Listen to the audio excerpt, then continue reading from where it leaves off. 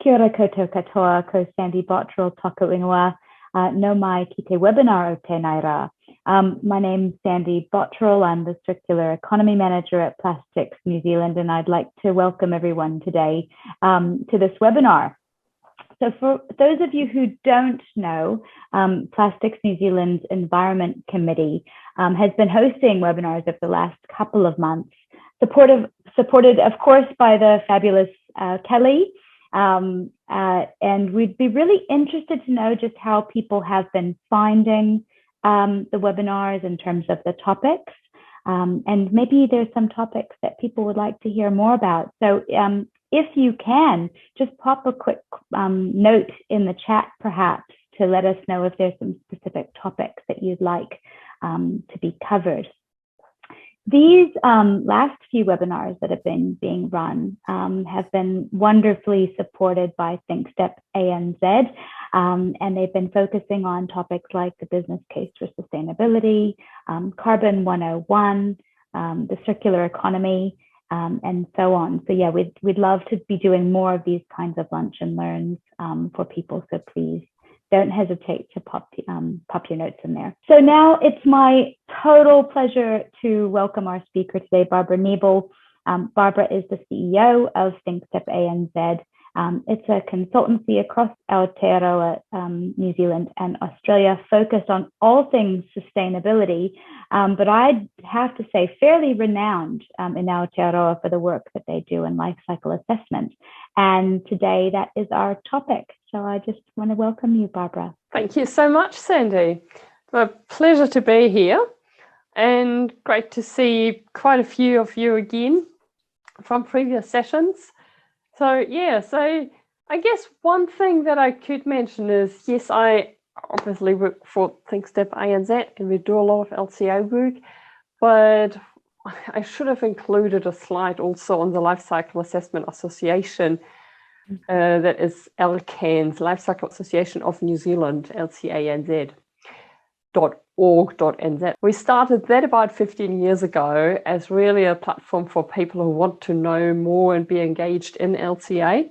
So that definitely is a resource and a page that I would recommend checking out as well. I did start that because when I first came to New Zealand, I was the only one at Scion doing, probably in the country, doing LCA full time, and I needed friends because you want to exchange ideas with others, and that's why I went out and found people who at least knew what LCA was, and that is why we started the association, which is now still going strong. Today is really LCA 101, and I can see, I know a few of you out there and you've had some experience in LCA, so I'll start at the beginning anyways, and I have to say the picture that I've chosen is just because it's a nice summery feel to it, and a lot of us have a cold or locked down with COVID, and I just thought if we have a nice cheering up image, it doesn't have to do anything with LCA. So don't expect any story around those Plimerton shops. That's us, and we've went through those. So we'll just start with what is LCA and how long has it been around? I found it quite interesting. I'll give you a little bit of a glimpse of the history. This came out, I think, 2 years ago from Sustainable Brands. New metrics was the headline. Life cycle analysis revealing the unexpected truths about product impacts.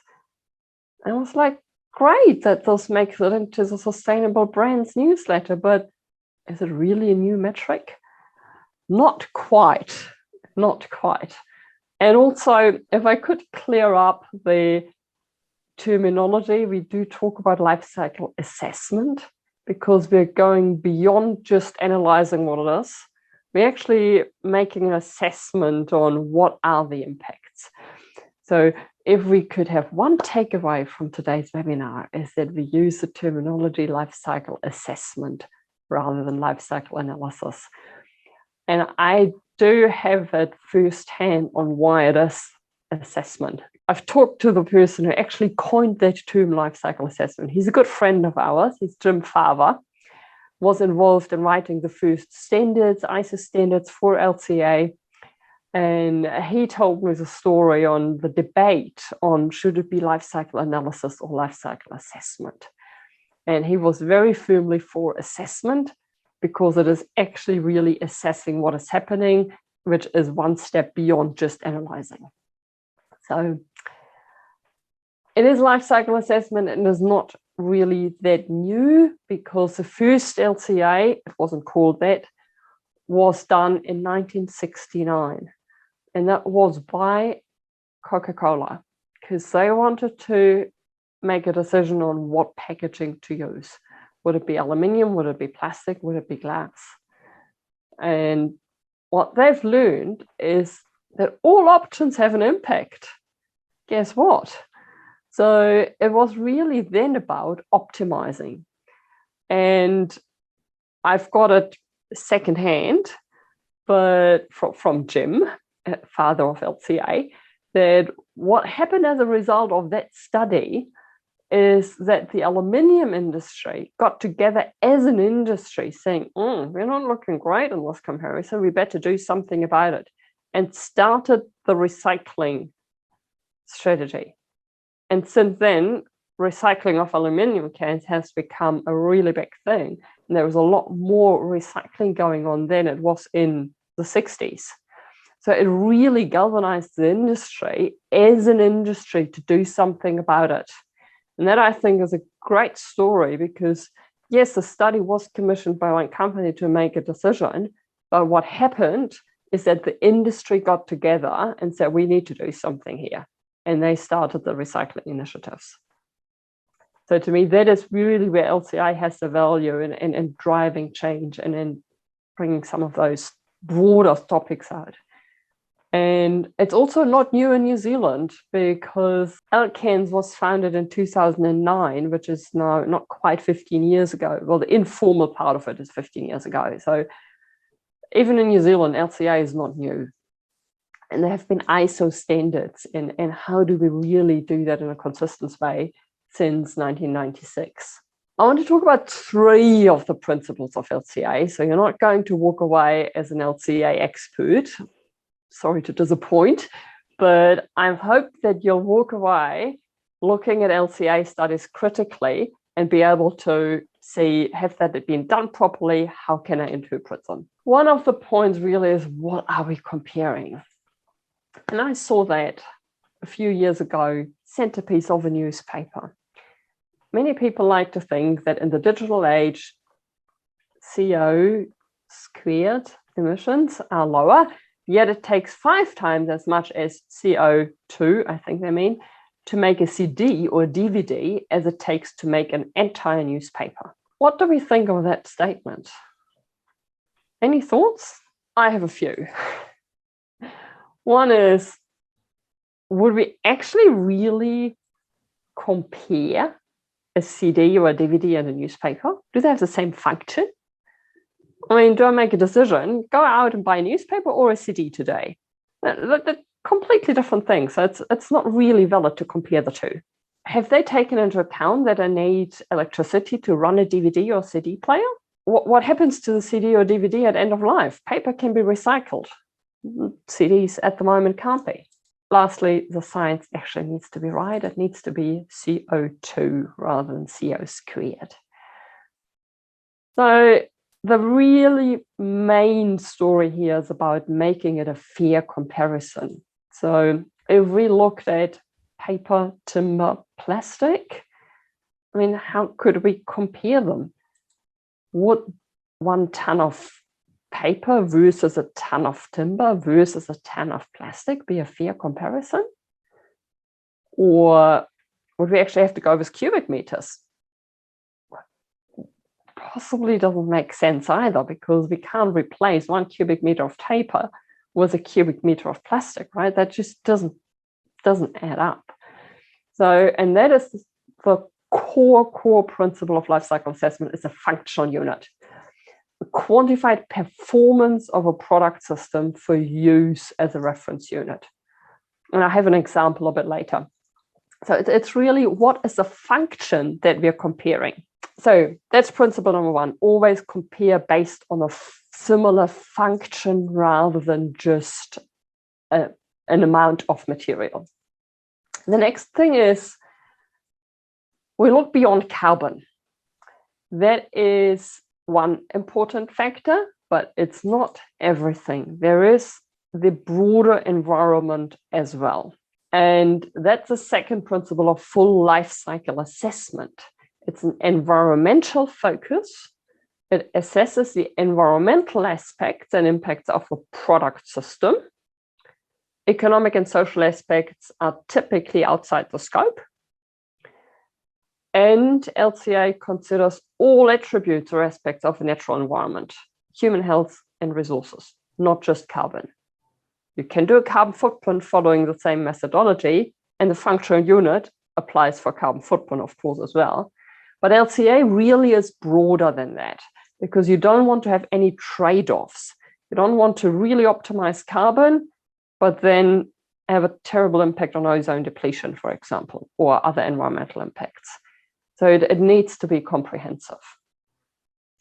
So that is really another key aspect. If someone talks about an LCA, it really needs to be more than just carbon. And it needs to cover the full life cycle, because otherwise you could really manage the whole production process really, really well, but then have a lot of impact in the use case.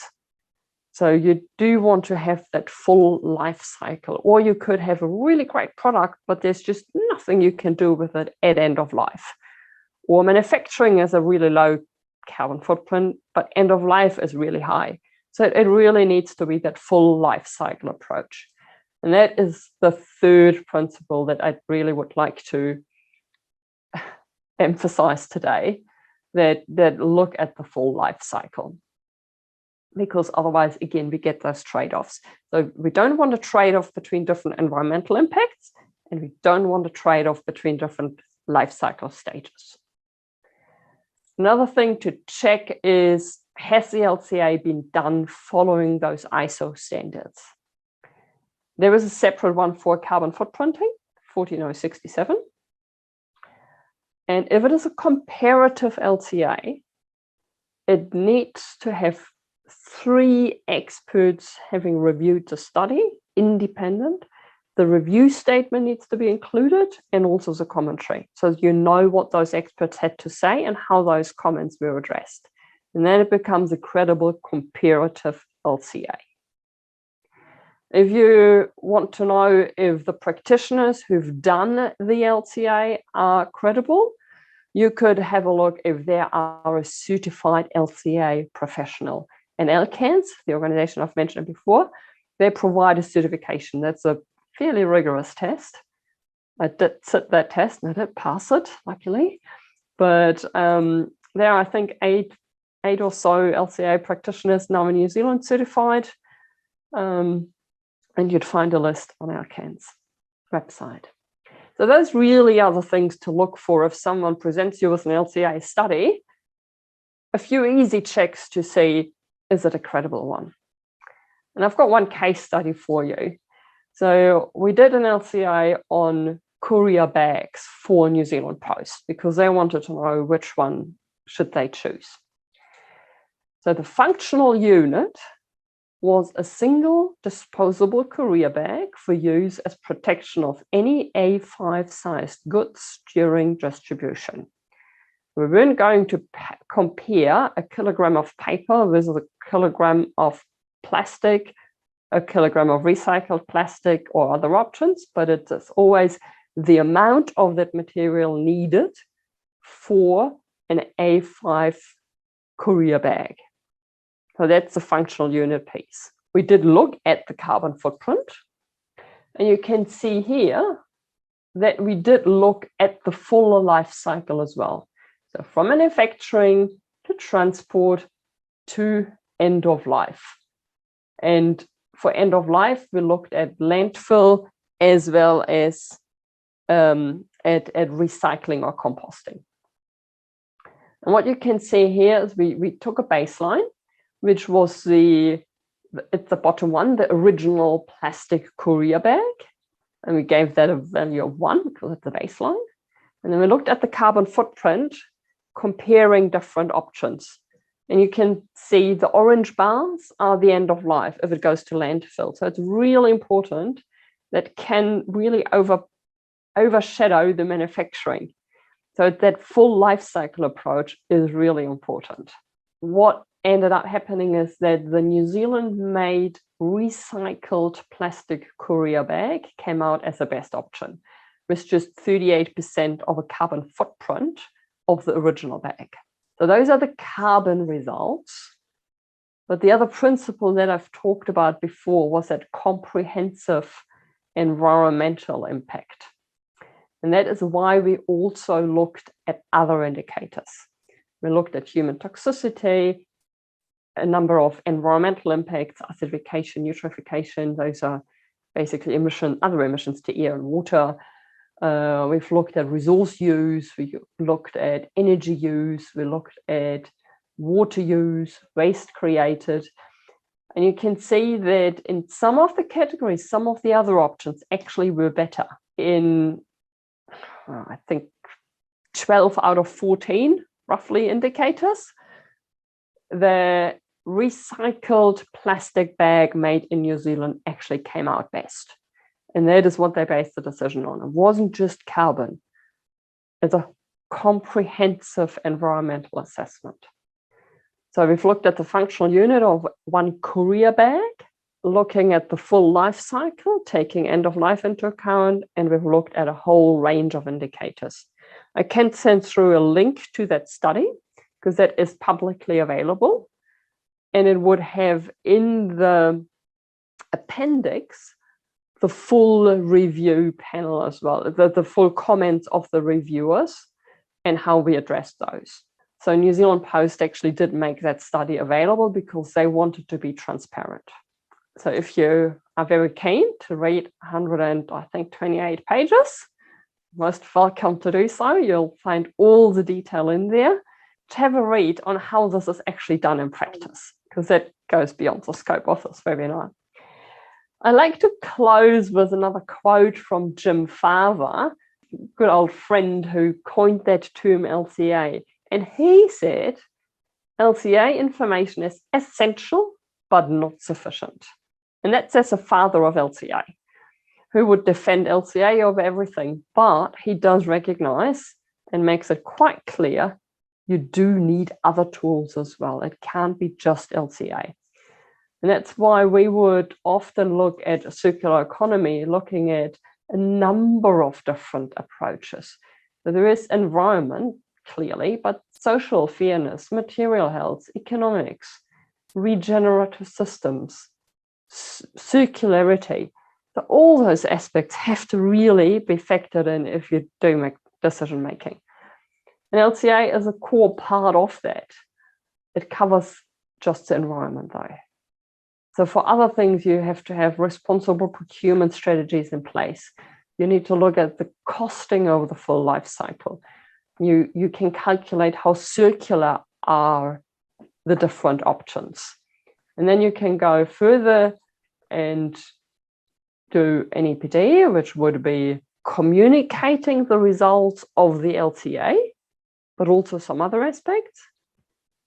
Or you could go for cradle-to-cradle certification, which I think I might have shown this in the circular economy webinar that we had, but it does all come together. And it really shows this LCA is absolutely essential, because if we didn't have that part here, that piece of the cake would be missing. But it's not sufficient. We need to see it in context with other methodologies as well. Thanks so much, Barbara. Has anyone got some questions? There are a few questions that some of the Environment Committee members had. So the first is, are there different levels of LCA, i.e. a preliminary LCA that helps businesses, especially small businesses, to efficiently screen what's worth pursuing further? We just had that very discussion this morning here. So yes, you can do an initial sort of high-level screening LCA, and you don't need your 3 external peer reviewers for that. It does happen though that you might miss something in some of the life cycle stages. And for carbon, I think it's quite easy to do a screening. But if you then have a look at this one here, where we look at a number of different impacts, you don't want to miss something in one of the other impacts. So yes, high level is a good start, but be aware as soon as you start digging in and looking at some of the other indicators, they might not be clearly linked just to the carbon indicator. So high level indicator, yes, can be done back of the envelope, but be aware that the results might change and other things might come to light when you look at it more deeply. Question from Jennifer. Do you do an LCA on one item service or a set of items or services? Ideally on a set, because especially if they're just variations of the product that you have, you'd have to put the effort into one product and then just sort of do that little bit extra for what the variations are, because then you get most value out of it. Yeah. Cool, thank you. Some businesses start off with just doing it on their either most selling or highest volume product or on the highest value product. That either you can start either end if you want to start somewhere. So sorry, Jennifer's just got a little follow-up comment there. So a fair comparison could be comparing the cooking of a sausage using a magnifying glass over a bonfire or in a skillet or on an electric or gas cooktop. Correct, yes. So you would, how long does it need to boil 1 liter of water or something? There would be a fair functional unit. Another question is, I recycle my materials. How can recycling a second, a third, or a fourth life cycle be captured in an LCA? Well, you would need, because we look at that full life cycle, and you have to have less resources coming in at the top. So you would reduce that impact, but you might have some processing of that recycled material that you need to do. So that effort for processing or collecting the recycled material would then have to be taken into account. How do you decide if it's better to kill fewer fish, but heat up the atmosphere, or kill more fish, but use less fresh water? I don't think you can. I think that will always be a value judgment. I mean, people have started developing weighting methodologies, but I always find those really difficult. It's mostly that an organization sets their overall strategy and they say, our overall strategy is related to reducing carbon, but not having a negative impact on any of the others. So I think it is always a value judgment. It's decisions that someone has to make. There isn't a scientific way of deciding this is more important than that. And then there's another question. Are the indicators, I'm thinking it's those indicators that you were showing, Barbara, on the New Zealand Post example, are they based off of an ISO standard? So the ISO standard does not say you have to have those 14 indicators. It does say you need to consider all the relevant environmental impacts. And those are the indicators that are very well established in the LCA community and are the ones that are usually used. If you would do an environmental product declaration or even do an LCA of a building material, there is a standard that is sort of going alongside the ISO standard for LCA, like a product category specific standard for LCA. So everything that is in the ISO standard applies, but it's more specific for building materials. And that standard gives a range of indicators that need to be covered. And all of the ones that we had there are also reflected in that particular one for building materials. So they are just the agreed set and the established set of indicators. There's one, again, from another one of the Environment Committee members who was unable to be here today. So again, if you have any insights on this, what has the New Zealand building industry implemented, if anything, in relation to LCA? So it's kind of a segue from your last comment.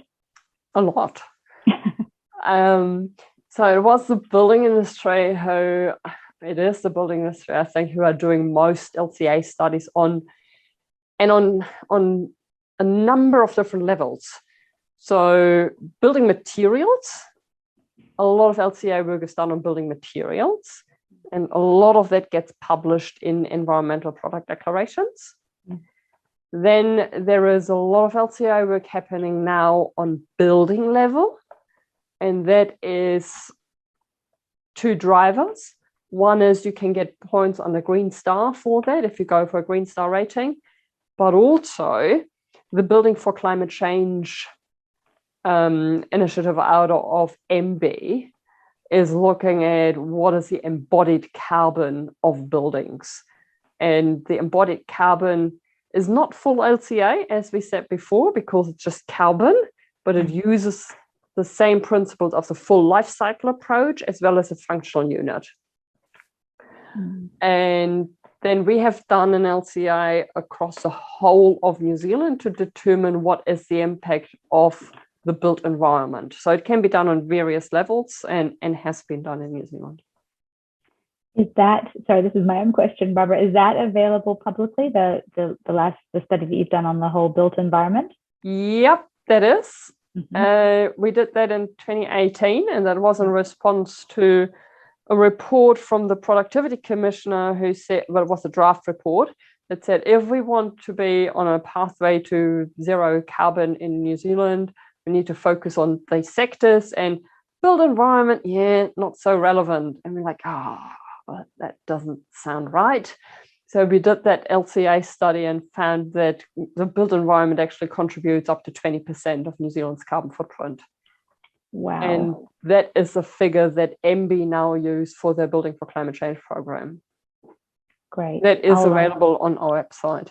Yeah, I was just going to say, I'll go and have a quick squiz. Is the building material follow the LEED rating system? Yes. So I think it's the other way around. That LEED does have points for materials that have done an LCA. And so LCA, yes, is important in relation to the LEED rating system, but also to the Green Star system. So LEED is sort of more American and global. It's not used only in America, and Green Star would be the more local equivalent to LEED. And both of them use LCA. Just say a humongous thank you, Barbara, for supporting the Environment Committee's this whole series of webinars that you've put on. We so appreciate all of your time and all of the incredible mahi that Thinkstep ANZ does. So yes, thank you so much for everything. We really appreciate it. Thanks for having me. It was a pleasure. Great. Okay, ka kite everyone. Have a great rest of your week. Thanks. Bye.